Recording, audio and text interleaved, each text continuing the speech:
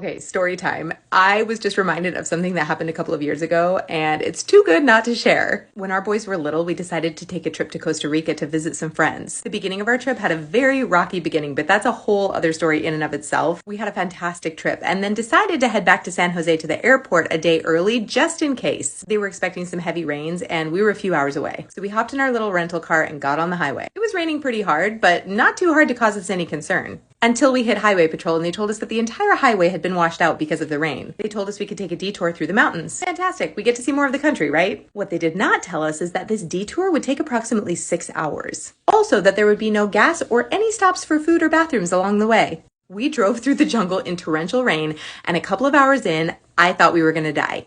Thankfully, my husband had lived in South America for a couple of years, and he knew what to look for. He found a little corner shop on the side of someone's house. We begged them to use their bathroom, which was basically a hole in the concrete. They did have a toilet seat sitting on it, and then we bought as many snacks as we could hold. Our kids were so hungry, they downed everything. Cheeto Puffs, candy, you name it. Remember the Cheeto Puffs. We then proceeded to drive along twisty, winding roads through the mountains. You can see where this is going. About an hour later, our youngest son, who was about a year and a half at the time, started puking all over everything. Thankfully, I had a little bit of warning and I was able to lean into the back seat and grab it in my hands. We rolled down the window and I started chucking it out into the Costa Rican jungle. Not before it got all over him and his car seat. We almost ran out of gas, but thankfully, we crest the top of that mountain and end up coasting down until we hit a gas station, running on fumes. Then we get to our hotel and our son is covered in vomit. It reeks to high heaven and we have to return this rental car. Then we have to get on a plane with his car seat in the morning. I have no idea how we're going to salvage this. Scott goes to the front desk and basically begs them to use their laundry services. Meanwhile, I'm stripped down in the hotel, stripping down my boys and getting them into the shower. I have no idea that there's a sweet little maid coming to the door. Someone knocks and I assume it's Scott, so I pull a towel over myself and go to open the door.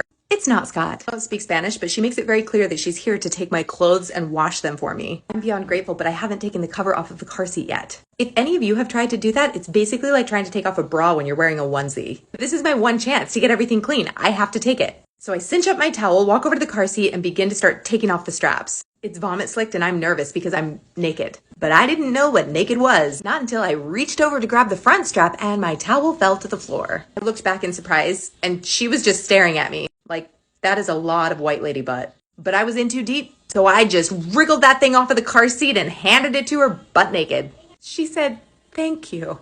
Oh, you're welcome. You guys, they had those clothes back to us within an hour flat. We woke up the next morning as if nothing had ever happened and flew home. I hope that somewhere she's telling this story from a slightly different perspective. We'll never forget our trip to Costa Rica, and I'm guessing that there are a few people there that will never forget that we were there.